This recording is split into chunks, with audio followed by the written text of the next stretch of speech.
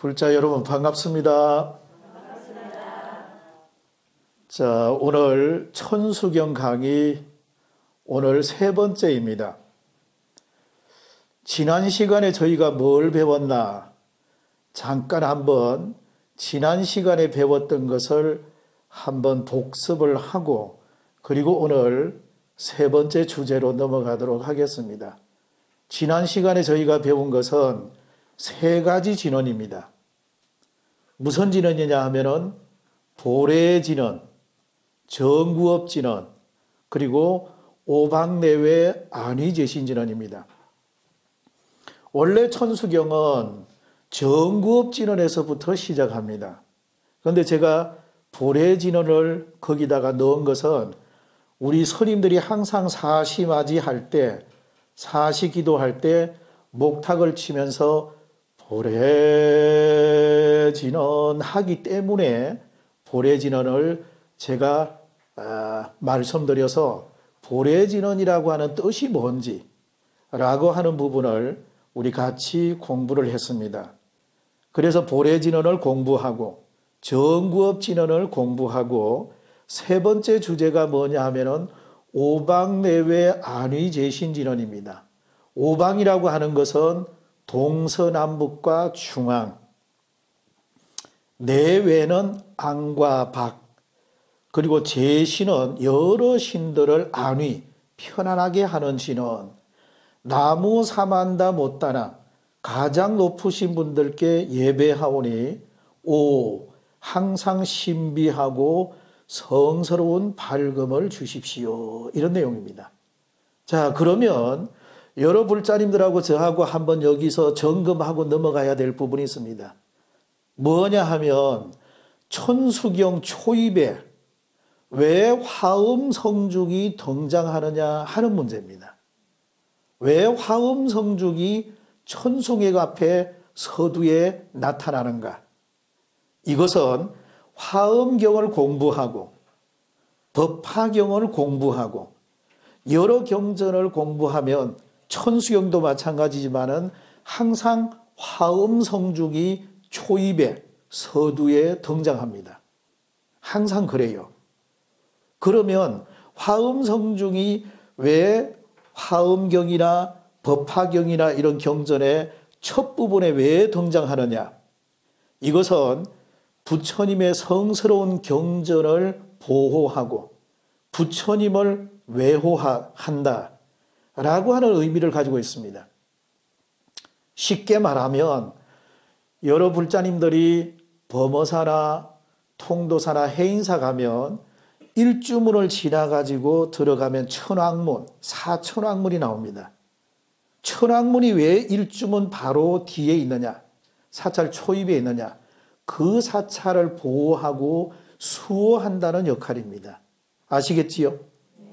그런 의미로 모든 경전의 앞부분에 화엄성중이 등장해서 부처님의 경전을 보호하고 부처님을 외호하는 역할이다 라고 이렇게 여러 불자님들이 생각하시면 딱 맞습니다. 자, 그러면 신은 존재하느냐 존재하지 않느냐? 화엄성중은 존재하느냐 존재하지 않느냐? 화엄성중이 있다고 생각하느냐 그러지 않다고 생각하느냐 라고 하는 문제입니다. 극락세계가 있느냐 극락세계가 없느냐 라고 하는 문제입니다. 여러 불자님들은 나도 그러하지만은 반드시 극락세계가 존재한다 라고 하는 것을 믿어야 합니다. 이게 바로 불교 신앙입니다. 아시겠지요? 네. 화엄성중님이 계신다 안 계신다? 계신다. 화엄성중님이 계신다 안 계신다? 계신다. 이게 바로 우리가 신앙을 하는 이유입니다. 극락세계가 있다 없다? 있다. 있다라고 해야 됩니다. 없다라고 만약에 한다면 부처님과 관세음보살님의 사랑과 은혜와 축복이 없습니다. 여러 불자님들에게 복을 안 준다 그 말이에요. 왜냐? 신앙을 안 하는 사람에게 복을 주겠습니까? 신앙을 해야지 복을 받지. 반드시 극락이 있다. 나는 죽으면 부처님의 사랑과 관세음보살님의 은혜와 축복을 받아서 나는 극락 간다.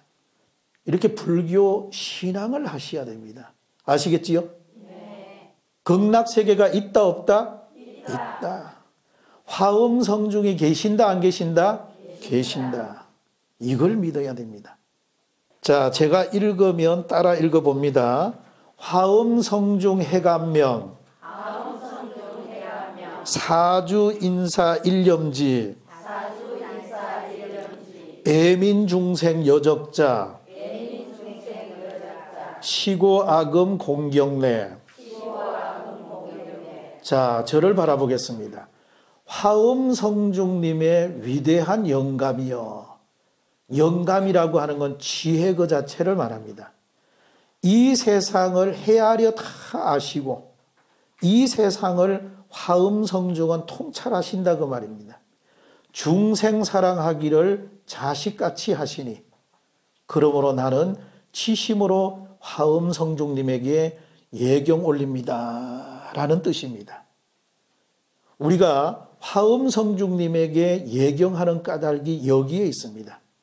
우리 집안의 애군을 없애주고 우리 집안에 여러 가지 재난을 없게 하고 우리 집안에 여러 가지 사고가 일어나지 않게 해주는 분이 바로 화엄성중이고 이분들은 부처님의 경전을 보호하고 부처님을 외호하는 보디가드 역할하는 그런 분들이 바로 화엄성중입니다.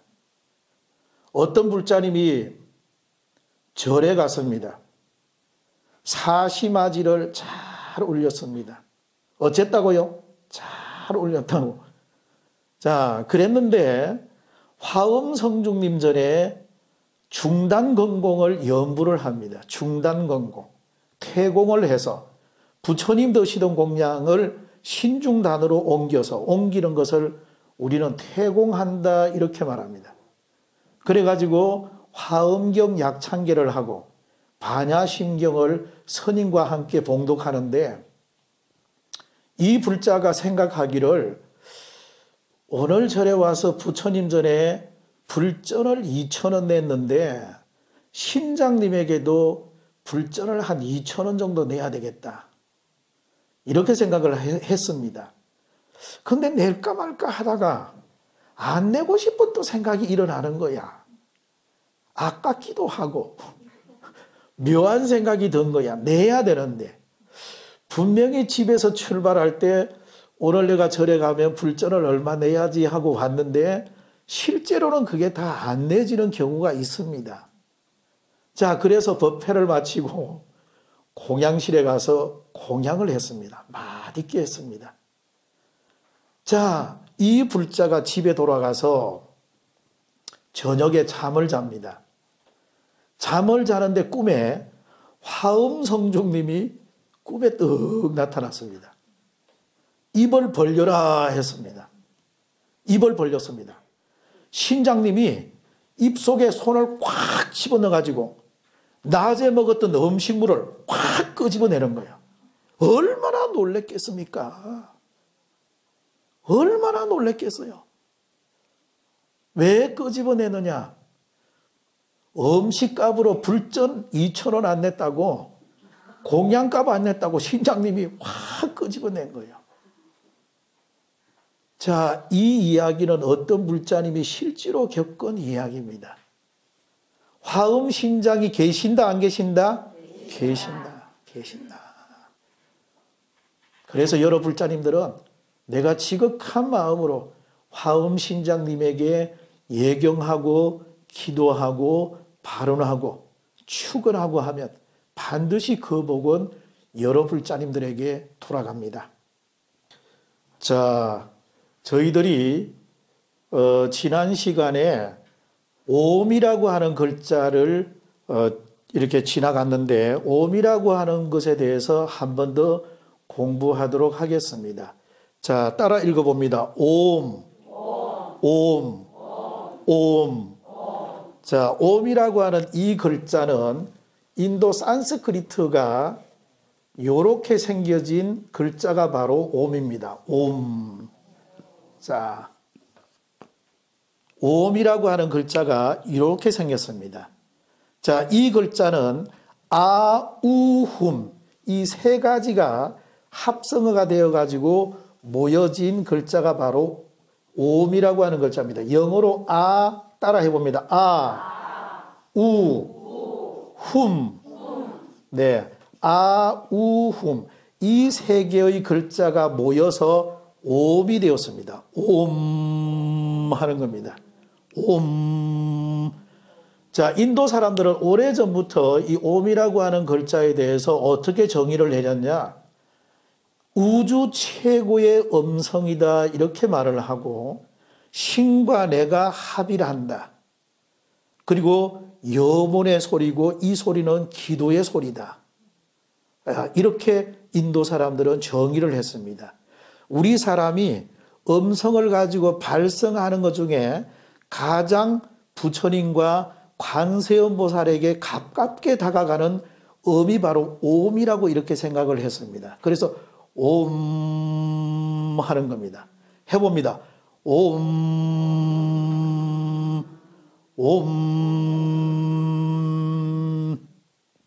자, 이 소리는 5가지의 의미가 있습니다. 따라해 봅니다. 영원, 완성, 조화, 통일, 성취. 자, 5가지 의미가 이 속에 있다. 이렇게 인도 사람들은 생각하고 있습니다. 그러니 이 옴이라고 하는 글자가 얼마나 중요하겠습니까? 옴. 이것을 우리말로 굳이 번역을 한다면 오 하는 감탄사, 오 또는 아 하는 이 정도로 번역이 가능합니다. 그래서 모든 신혼의 앞에는 보면 대개 이게 옴이라고 하는 글자가 들어갑니다. 옴만이 밤매훔. 항상 이렇게 옴자가 이렇게 들어간다고 하는 것, 이런 부분을 불자님들이 아시기 바랍니다. 자, 그 다음 오늘 우리가 배울 3번째 주제, 경전을 펼치는 개송, 개경계입니다. 따라해 봅니다. 개경계. 무상심심미묘법. 백천만급 난조우. 악언문견 덕수지. 원해열의 진실의. 자, 오늘 배울 내용은 부처님의 경전을 이렇게 펼치면서 내가 너무 감격하고 내가 너무 감탄하는 이런 부분을 우리가 지금 배우겠습니다. 자, 이게 내용이 뭐냐 하면은 위 없이 깊고 깊은 미묘한 법. 무슨 법? 부처님의 가르침, 부처님의 진리, 부처님의 법. 이런 위 없이 깊고 깊은 미묘한 법을 백천만급 지난들 내가 어찌 만나겠느냐. 다행히 악언문견덕수지 내가 지금 보고 듣고 받아지느니 부처님의 진실한 가르침, 부처님의 진실한 뜻 알게 해 주십시오 라고 하는 내용입니다. 자, 내가 부처님 법 만나서 내가 너무나 감동이 되고 내가 감격스럽습니다. 나는 때때로 부처님의 경전을 보거나 부처님에 관한 그런 책을 읽고 내가 너무 감동하면은 나는 그 책을 딱 이렇게 품에 한번 알아봅니다. 딱 이렇게 내가 한번 알아봅니다. 너무 나인데 감동을 줘서 가슴이 아주 찡하다 그 말입니다. 그래서 이런 표현이 바로 위 없이 깊고 깊은 미묘한 법은 백천만급 지난들 어찌 만나리. 내가 이제 다행히 보고 듣고 받아 지니게 되었으니 부처님의 진실한 뜻, 그 진실한 의미를 알게 해 주십시오 라고 하는 내용이 바로 이 개송입니다. 자, 그 밑에 가면은 환희용약이라고 있습니다. 따라 읽어봅니다. 환희용약. 환희용약. 자, 그 다음에 옆에 육종진동이 있습니다. 따라 읽어봅니다. 육종진동. 육종진동. 육종진동. 자, 저를 바라봅니다.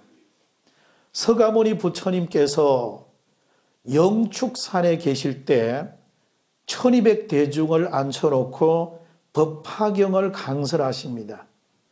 그 중에 10대 제자 중에 몇몇 제자가 부처님 법화경 강의를 듣고 너무 좋아서 환히 기쁘다, 용약은 뛴다 그 말이지요. 펄쩍펄쩍 뛰었다. 너무 기뻐서 자기 몸을 주체하지 못해서 펄쩍펄쩍 뛰었다. 이게 바로 환희용약입니다. 육종진동은 뭐냐 그러면 부처님의 가르침을 듣고 부처님의 법음을 듣고 부처님의 진리를 듣고 나서 내 안입이 설신의 육건이 쨍하니 진동이 되었다 이 말입니다. 쨍했다. 내가 나를 억제하지 못할 정도로 막 천볼대의 전기가 흘러가지고 찌릿했다는 것이 육종진동입니다. 내가 1990년 인도 다람살라 달라이라마 계시는 곳에 가서 거기서 여행자들이 수백 명이 모여서 달라이라마 존자가 친견하는 날을 정해줍니다. 그러면 줄을 쫙 하니 섭니다. 서가지고 달라이라마 왕궁에 앞에 가면 달라이라마 존자가 서 있고 우리는 그냥 악수만 한번 하고 지나갑니다. 쭉 하니 악수만 해요. 내 차례가 되어서 달라이라마 존자를 뵙고 악수를 한번 합니다. 가슴이 이마 천볼트가 흐릅니다. 찌릿 하더라고. 이게 바로 육종진동입니다. 육종진동. 그러니까 여러 불자님들도 불교 경전을 만나서 부처님 가르침을 만나서 육종진동을 겪어야 됩니다. 찌릿 해야 됩니다. 자, 이게 바로 환희용약이고 육종진동입니다. 내가 부처님 가르침 만나서 위 없이 깊고 깊은 미묘한 법은 백천만급 지난들 내가 언제 또 만나겠느냐. 내가 이제 보고 듣고 받아 지니게 되었으니 부처님의 진실한 가르침을 알게 해 주십시오 라고 하는 내용의 계속이 바로 이것입니다. 중국의 진나라 도생법사에 관한 이야기를 제가 한 토막 하겠습니다. 따라 읽어봅니다. 도생법사. 도생법사. 도생법사. 네, 이 위대한 고성은 중국 진나라 때 스님입니다. 이분은 원래 구마라즙이라고 하는 위대한 고성에게 가서 오랫동안 공부를 하고 다시 당신이 살던 중국의 상해 밑에 가면 항주라고 하는 곳이 있습니다. 아마 요즘은 해외 성지순례 자유화가 돼서 불자님들 중에서 많이 가보신 분들이 많을 거예요. 가기는 갔지만은 그 장소가 그 사찰이 어떤 의미를 주는지 모르고 그냥 많이들 가십니다. 우남사라고 하는 절이 있는데 지금 가면은 거기 누각이 탑이 이렇게 살짝 기울어져가 있습니다. 아무튼 거기 우남사에 중국 진나라 때 도생이라고 하는 위대한 고성이 살았습니다. 그때만 해도 절이 아주 조그만했습니다. 그래가지고 풀을 엮어가지고 이렇게 지붕을 만들어서 이래가지고 그냥 조그만한 초라한 암자의 도생법사가 여기에 거주했습니다. 자, 이분이 열반경을 지극하게 읽고 부처님 가르침 열반경을 읽고 너무너무 감동해서 환희용약 육종진동이 되어서 앞에 나와서 방문을 열고 앞에 나와서 보니까 돌무더기가 있는 거예요. 그 돌무더기에게 자기가 조금 전에 읽었던 그 열반경 그 내용을 강설하게 됩니다. 내가 말한 이 부처님의 가르침이 합리적이냐? 이렇게 돌들에게 물으니까 돌들이 모두 다 머리를 끄덕였다는 겁니다. 대단하지요? 대단합니다. 이것을 석계점두라고 합니다. 석계점두. 자, 따라 읽어봅니다. 석계점두. 석계점두. 석계점두. 네, 이 석계점두라고 하는 이것은 위대한 도생법사가 열반경을 강설하고 그 감동에 못 이겨서 자기 살고 있는 그 암자, 초라한 그 암자 앞에 돌무더기에게 그 부처님의 열반경을 강설했더니 돌들이 모두 다 머리를 끄덕였다라고 합니다. 제가 언젠가 서울 살 때 교보문고에 가가지고 여러 가지 책을 보다가 서울대학교 박종원 교수의 철학서적이 있더라고요. 그때 제가 그 책을 보고 서울대학교 교수님은 어떤 주제를 가지고 글을 쓸까라고 하는 생각이 들어서 그 책을 사가지고 와서 봤습니다. 자, 보니까 이 이야기가 있는 거예요. 뭐라고 되어 있냐 하니까 이렇게 말을 합니다. 이 박종원 교수님이 자기 아는 지인으로부터 연초에 족자를 하나 받았습니다.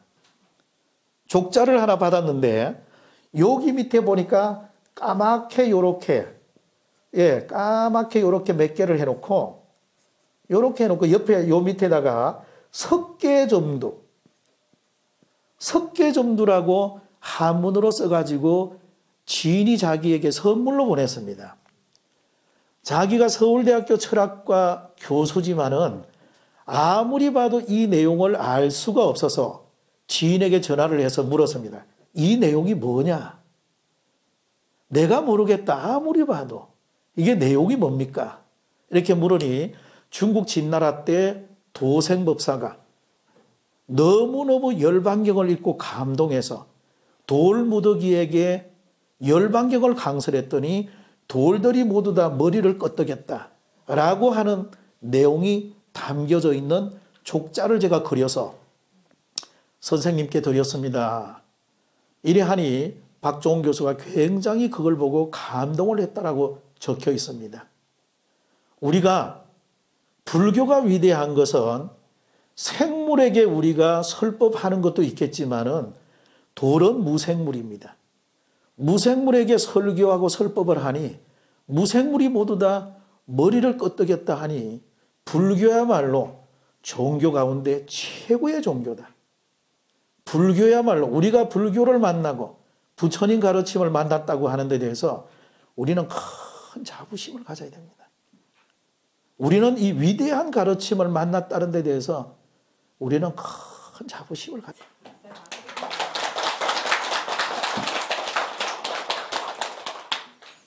자, 그 다음에 묘법이라고 있습니다. 따라해 봅니다. 묘법. 무상심심미묘법에서 묘법이 나옵니다. 이 묘법은 법화경을 묘법연화경이라고 합니다. 그래서 우리가 법화경을 많이 읽으면 묘법을 체득하게 됩니다. 묘법이 체득되어집니다. 그래서 우리는 법화경을 많이 독경을 해야 되겠습니다. 저는 이 묘법을 늘 보면은 생각나는 사람이 있습니다. 동의보감의 주인공 허준입니다. 허준. 이 허준 선생이 저는 이 묘법만 보면은 늘 생각나는 부분입니다. 자, 저를 한번 보겠습니다. 허준 선생이 의수를 배우는데 당신의 서성이 유의태 서성입니다. 그래서 언젠가 허준 선생이 자기 서성이신 유의태 선생님에게 여러 가지 물으니 나의 가르침도 중요하지만은 나에게 아주 진실한 도반 내지는 벗 또는 내가 서성으로 모시는 분이 있는데 그분이 바로 삼적대사다. 삼적이라고 하는 큰 스님이 계시는데 네가 그분을 찾아가서 그분의 가르침을 듣도록 해라. 이렇게 말합니다. 그래서 허준이 그 말을 듣고 삼적대사를 찾아갑니다. 산을 넘어서 물을 건너서 쭉 허니 가서 삼적대사가 머무르는 사찰에 찾아갔는데 절이 조만해요. 그런데 거기 가보니까 부목처사가 있고 공양주가 있고 두 분이 계십니다. 큰 스님, 삼적대사 큰 스님을 찾아뵈러 왔습니다 하니 우리 스님께서는 외출하셨는데 출타를 하셨는데 며칠 있어야 스님이 오십니다. 며칠 기다리십시오. 이렇게 말을 해요. 그래서 허준이 거기서 며칠을 기다립니다. 기다리니까 큰 스님이 어느 날 오셨습니다. 허준이 인사를 하니 큰 스님께서 하는 말이 내가 오늘은 피곤하니 내일 아침에 자네를 봄새 내일 아침에 자네를 만날 테니까 가서 자네 쉬시게 이러는 거예요. 자, 그래서 이제 하룻밤을 더 자게 됩니다. 그 다음날 돼서 큰 스님을 뵈려고 하니까 큰 스님이 또 걸망을 지고 멀리 원행을 나가버렸습니다. 허준이 너무 허탈해서 어쩔 줄 몰라 하니 부목처사가 큰 스님께서 편지를 한 통 남기고 갔습니다 하는 거예요. 그래서 얼른 편지를 받아가지고 뜯어보니까 열어보니까 한문 글자로 8글자가 적혀 있습니다. 자, 거기 있습니다. 따라 읽어봅니다. 의지일생 묘법존심. 의지일생이라고 하는 것은 그대가 진정성을 가지고 일생 동안 의사로 살아가고자 하느냐 이 말입니다. 그대가 진짜로 의사로 살고 싶은가? 그대가 진정으로 의사가 되고 싶은가? 그러면 그 묘법은 묘한 그 법은 묘법은 묘법 존심입니다. 그대 마음에 있다. 묘법은 어디 있느냐? 그대 마음에 있다. 그대가 진정으로 가정의 주부로 살아가고자 하느냐? 주부로 살아가고자 하면 그대 진정으로 그 묘법은 마음에 있다. 그대가 정말로 남편 구실을 하고 싶은가? 그러면 그 진정한 묘법은 그대 마음에 있다. 그대가 선생님으로 살아가고자 하느냐? 그대가 정말로 어떤 직업이든지 그 직업에 종사하려고 하느냐? 가장 중요한 것은 그대 마음에 있다. 묘법이 어디 있느냐? 그대 마음에 있다. 아시겠어요? 네. 그대 마음에 있다. 허준이 이 8개의 된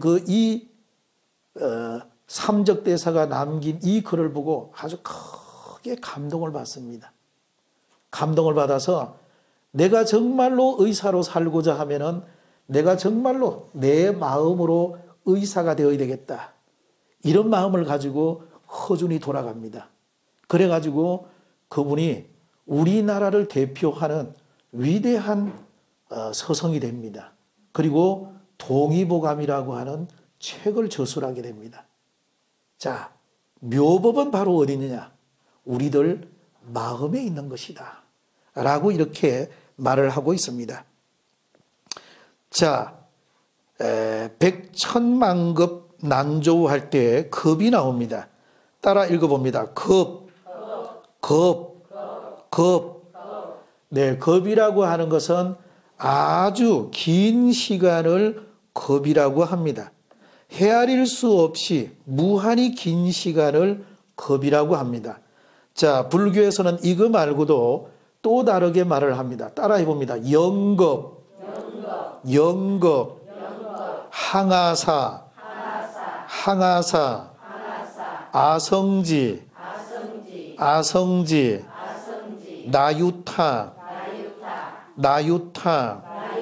불가사의, 무량겁. 네, 이렇게 겁이라고 하는 것은 아주 무한히 긴 시간을 겁이다 이렇게 말합니다.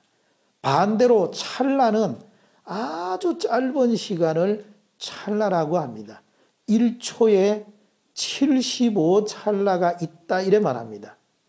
그리고 우리가 손가락을 한번 탁 탱기는 이것을 탄지라고 합니다. 예, 요거 탁 한번 탱기는 요 짧은 시간에 65 찰나가 있다 이렇게 말합니다. 자, 우리 불교에서는 아주 긴 시간, 아주 짧은 시간, 예, 긴 시간은 급, 짧은 시간은 찰나 이렇게 표현하고 있습니다.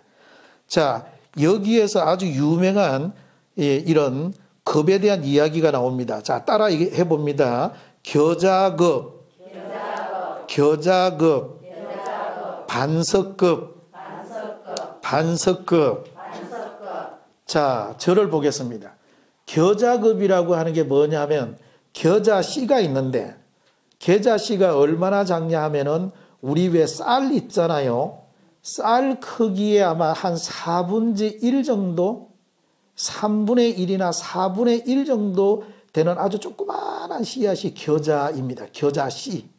이것이 사방 40리 되는 큰 성이 있는데 그 성에다가 겨자씨를 가득 채워서 100년마다 하늘에 선녀가 내려와서 겨자씨 하나씩을 집어갑니다. 하늘의 천녀가 100년마다 한 번씩 내려와서 씨 하나씩을 가지고 가서 그 씨가 다 없어질 때를 겨자급이라고 합니다. 굉장하지요? 굉장한 겁니다.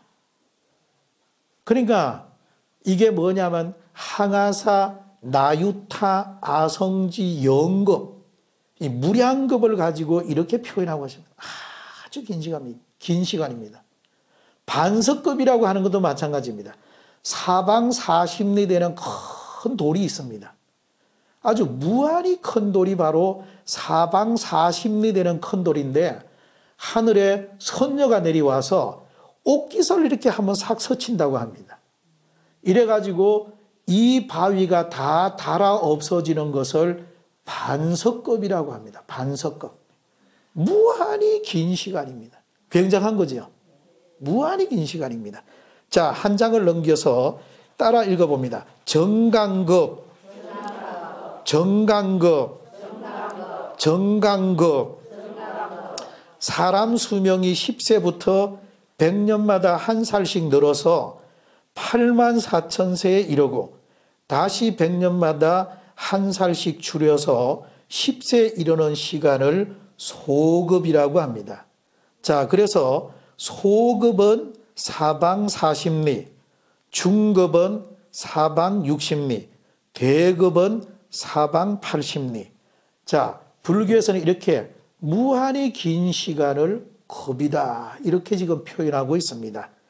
자, 그 다음에 우리가 원해 열애 진실의 할 때 열애라고 하는 부처님 명호가 나옵니다. 따라 읽어봅니다. 열애, 열애, 열애.